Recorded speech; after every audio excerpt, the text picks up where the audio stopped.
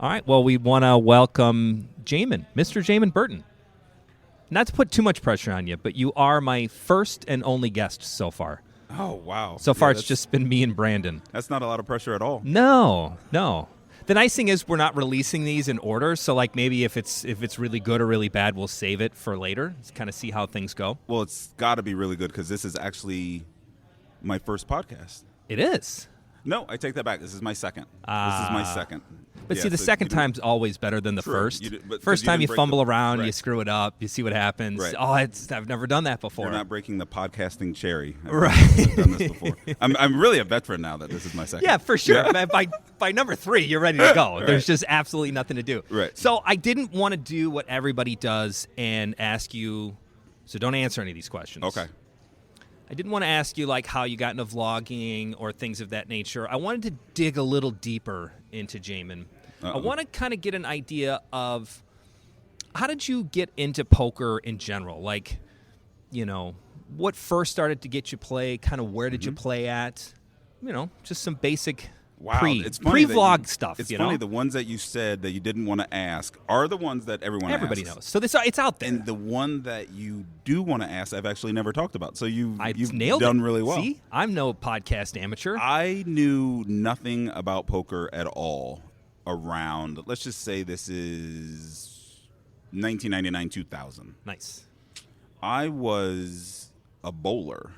Really? Yeah, I bowled a lot. Quick sidebar. What is Jaman's bowling handicap? Is that a thing? Or what's an average game? What was it when you were a bowler? Self-proclaimed. Back then, I was carrying a 200 average, right. 210, something like that. Respectable. Yeah, I was a bowler. Respectable. And I would bowl on a league every Thursday night with some guys that did play poker, right? Okay.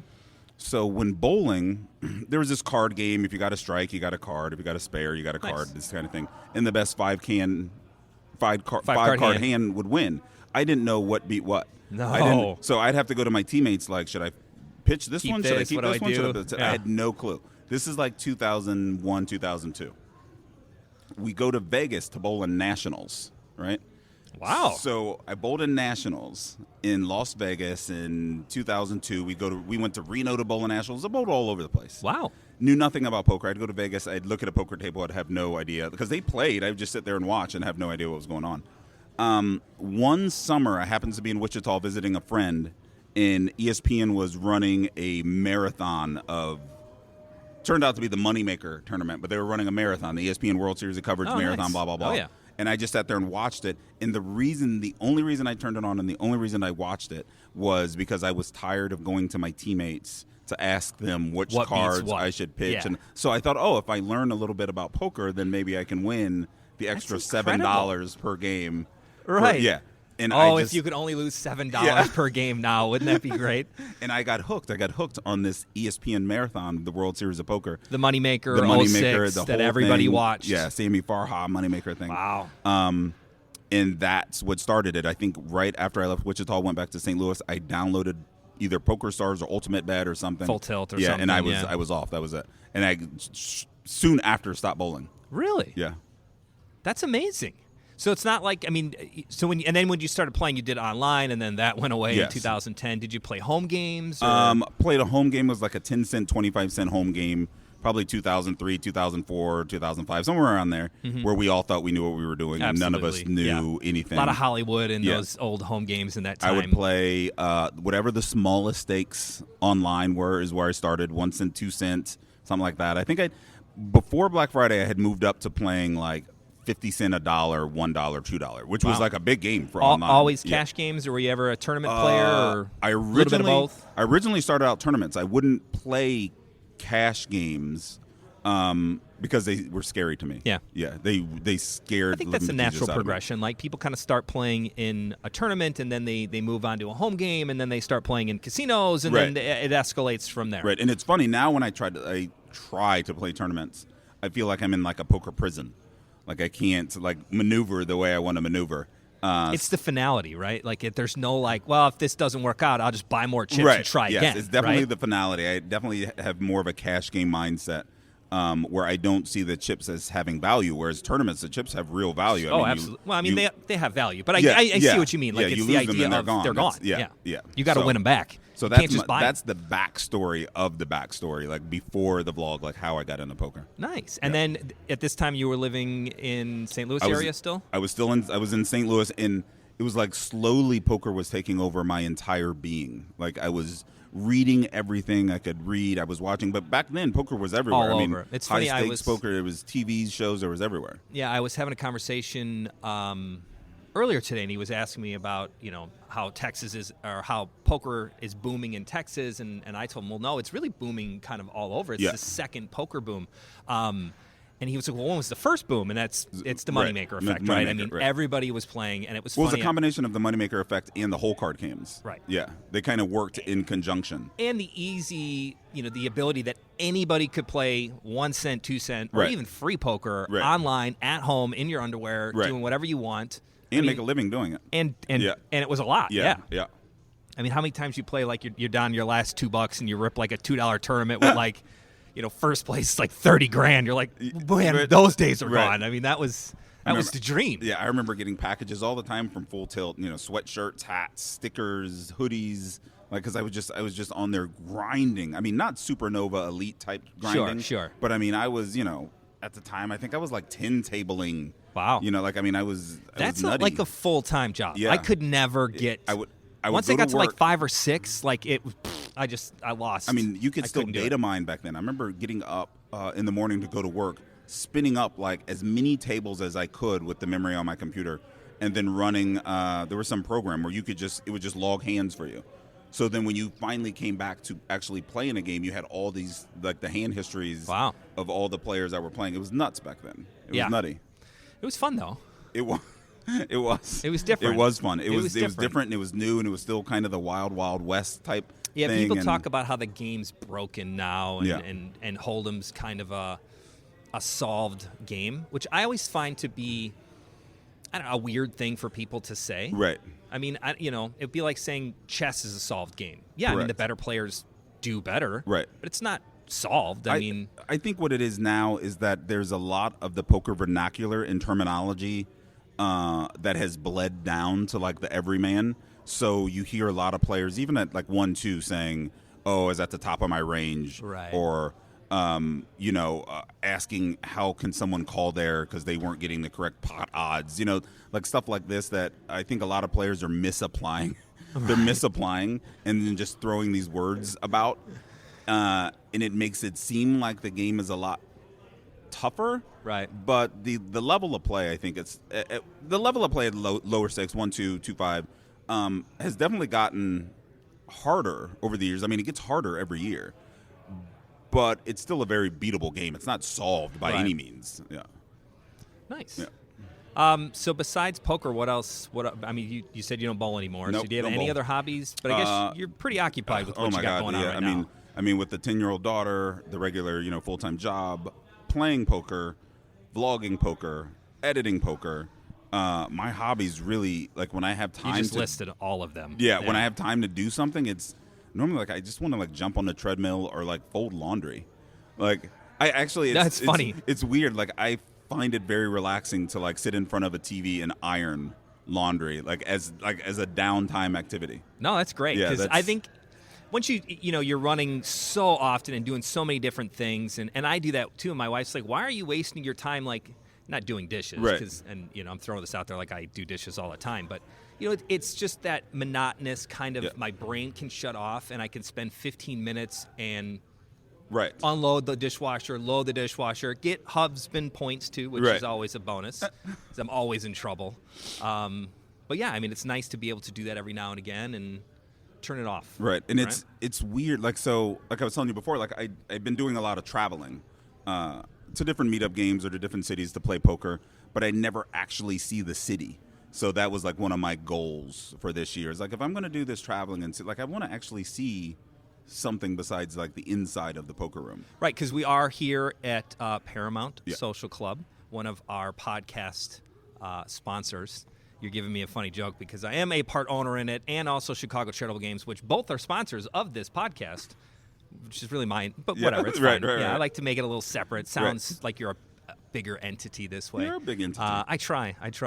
But yeah, we had a nice turnout here. Lots of people came out for you. Yeah, I love this place. Yeah. Like, number one, I love the openness. I know the people listening can't see it. No. But It's an audio medium. You're going to have to describe it. No, I love the openness. I mean, there's arcade big. games. I got some billiards behind me. There's poker tables. There's food. Look at this place. TVs.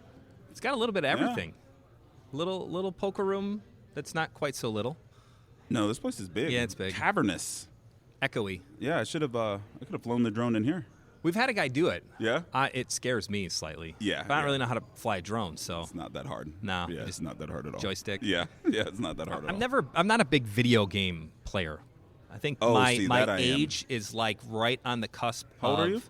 39. I'll be 40 here Oh, no, in I'm a summer. big So I mean, it video was like I had an Atari. I had games growing up, Yeah. but I never got the bug to like, Yeah. you know. Even if we go back to the bowling days, like the 1999, 2000 days, even then, I was playing this game on the PC called EverQuest. I was playing that 40, 50 hours a week. Oh wow. And still like doing my job. So you're a like, little bit of an addictive kind of fall in and when I get my teeth in something, then it's like in you're it. stuck. Yeah, before the vlog, even after poker, but before I started the vlog, I was playing Destiny on the PS4, and I was streaming on Twitch and doing that whole thing, and I was doing that 30 hours a week.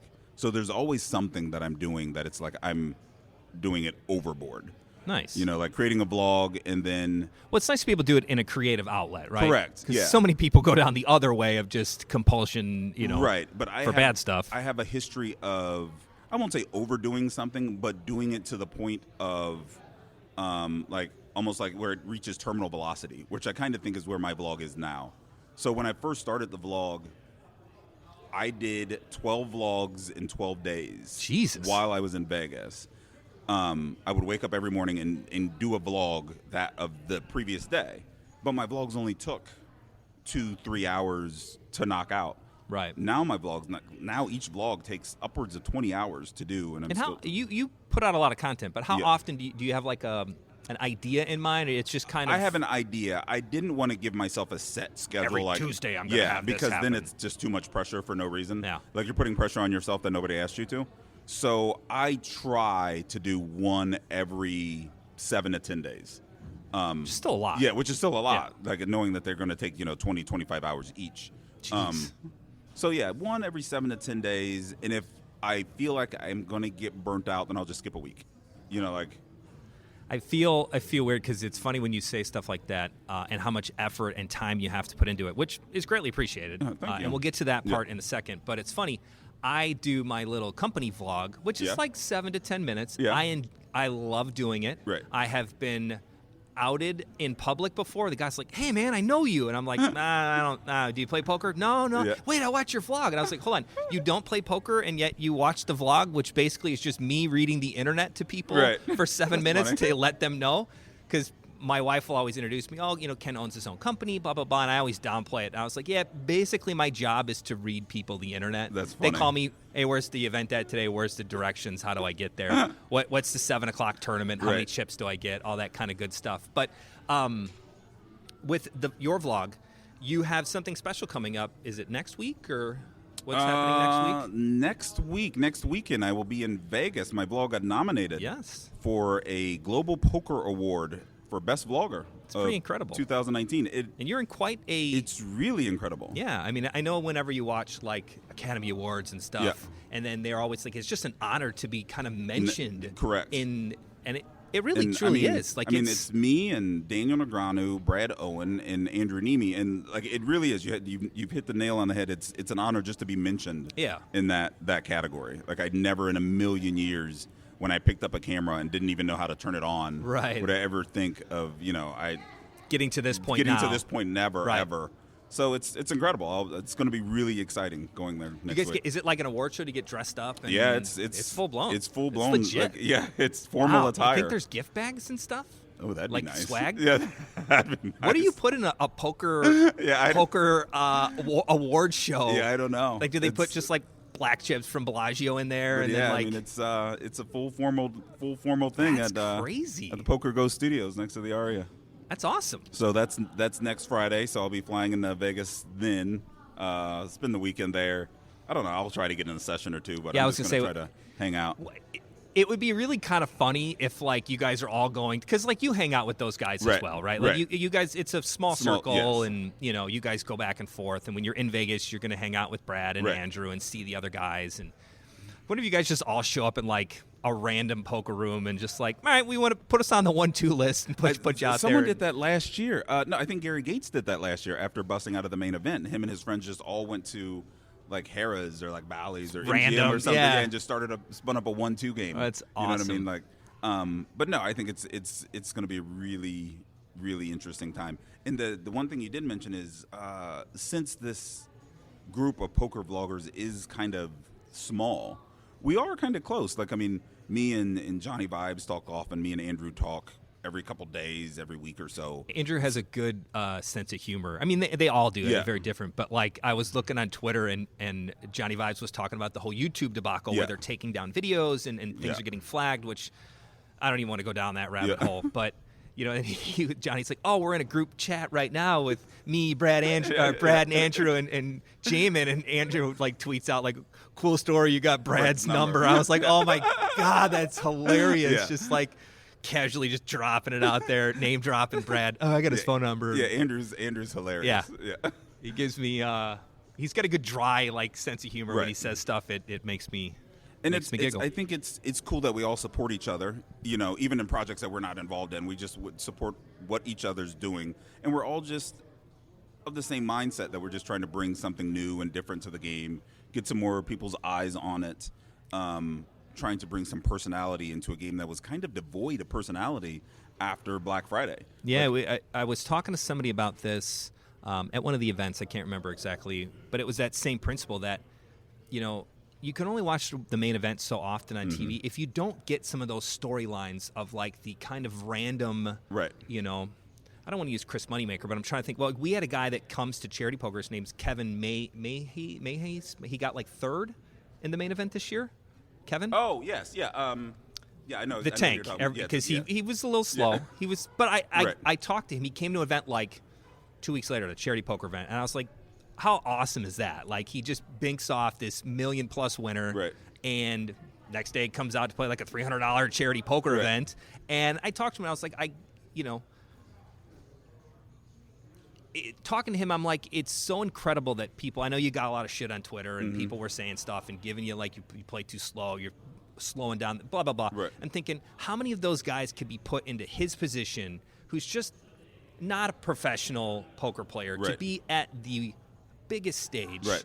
The pinnacle. In that's insane. It is insane. I can't even give like another type of scenario where that would happen. I play golf, and I'm a pretty good golfer, Right. Top, whatever, a good Yeah, golfer. yeah. Not a lot out there that can beat me on normal, unless you're playing on TV. But it Yeah. would be like, hey, Ken, let's get you to Sunday in the U.S. Open in the final group with 3 holes left. Right. 80% chance I throw up on myself. 20% chance I just pass out on like Right. the 16th hole. Like, there's no way. I mean, I was like, I give you huge props for being able to get out there, Yeah. do this, but that's the kind of stories that we need. And I think that's what you guys bring to the game in general, is that it's cool. Not many players are going to be able to play 5-5 or these bigger games Right. and see it, and then also get some insight on what you're thinking about and doing stuff. And it's kind of fun to like watch and have you be like, well, totally screwed that one up. Right. Like, that didn't work. And it's funny when I never really understood when I was playing, you know, when I very first started playing, how much thought and analysis went into any single given hand of poker. And even with the vlog, I mean, we try to show you as much as we can, but to break down a single hand, I mean, it would take 30, 40 minutes just to tell you why I bet this much and Yeah. the history of the player, the history of my history with this player, what they were thinking, what's happened in the last 30 minutes. Are they drunk? Am I, you know, like, Right. I mean, there's so much that goes into it. So even just seeing a snippet of that information, I think That is thought process is and- huge, yeah. because even during the poker boom, you never got that. Even when high stakes poker or celebrity poker showdown or was at its prime, you never really understood why, you know, Why they were Sammy doing some Farha of was the doing things what that he they was were doing. doing. Yeah, you for just sure. saw what he was doing. You know what I'm saying? Like, you Which never. was cool. It was cool. Don't get me wrong. It was like, cool. And it was, I love when they used to throw out the bricks of cash, Right. you know? and it was great. and, you know, it was very entertaining, but I think there's a certain From an educational standpoint, yes, it wasn't because really... the poker, like I said earlier, the your normal everyday poker player now is more educated in the game than we were in 2007, 2008. So I like the direction it's going. I like the direction the vlogs are going. I like that there's new vloggers. It seems like every day popping up. It's good. Copycats. Well, there is some copycatting going on, and there is some I'm doing this just because I want to try to be, and you never a B-level did it for that, poker right? celebrity. Like, I mean, you never got into the vlog game. I think you had said somewhere that make videos for yourself because, like, you can't make content to try to get somebody else to watch it. No, it's never going to work. I've made or to make money. I think I've made of the hundreds of videos I've made. I think I've made 2 with the sole purpose of having someone else watch them. I can think of one. One was outside of CCG. With the Johnny Vibes breaking into my car. That was hilarious. Yeah. I can't believe we were one of the 2. Right. That's awesome. Yeah. But I mean, the reason I put that together was because it was funny. I thought it was hilarious. Right. And he's walking around looking at. Right. For those of you who don't know, you guys have the same car. Right. And he was at your car thinking it was his car. Right. And just the look on his face of like, trying to get into it. Right. Oh, it's classic. Classic. And the other one was just another short thing where I did a parody on the Be Like Mike song about Mike Postle. That's the one I was going to throw out. The only reason I created those was for people to watch. Everybody was doing it. Yeah. But when I create a regular vlog, it is about 87.2% just for me. Yeah. And if people watch it, that's great. If people get something out of it, that's great. But what I get out of it, I love the idea of my daughter, who's now 10, being able to look back. Yeah.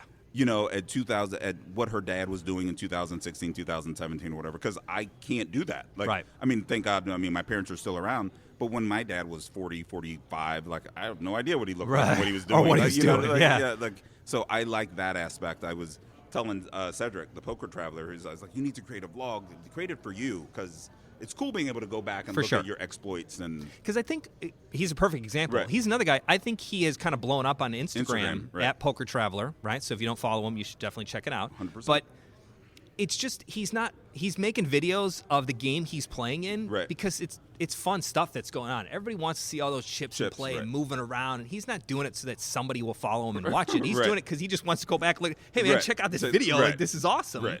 And that's what's so cool. And essentially, that's just he's creating little mini vlogs, and if you just beef them up a little bit, and now you have a whole story. Spread it out a little bit. Tell the story. And I also like about stories. I also like that there's so many different flavors of vlogs. Yeah. Like the stuff that Brad puts out is very hand histories and almost educational to a sense. Andrew is very cinematic. Mine are very story driven. Like I'm trying to be more entertaining. Same with Johnny's, very story driven. This is my life. Come along on my life with me. So there's a little bit for everybody. I think that's great. And it's nice that friends and family get to watch it and see what you're doing. Correct. Because sometimes people hear like, oh, you're playing this much poker, and at times poker gets a bad rap where it's this kind of seedy underground of. And I was like, man, I wish you would come and see a $20 tournament that we do here or wherever, and it's like, it's just regular guys having fun, having a few drinks, do whatever you want to do, and it's not make or break money here. No, and it's even more entertaining when it is make or break money, right? And you see, because you can see the full gambit of emotions on most people's vlogs, from them, the highest highs, them winning big pots, to them being almost near tears and losing, having losing sessions, and it's just all part of life anyway. Winning and losing.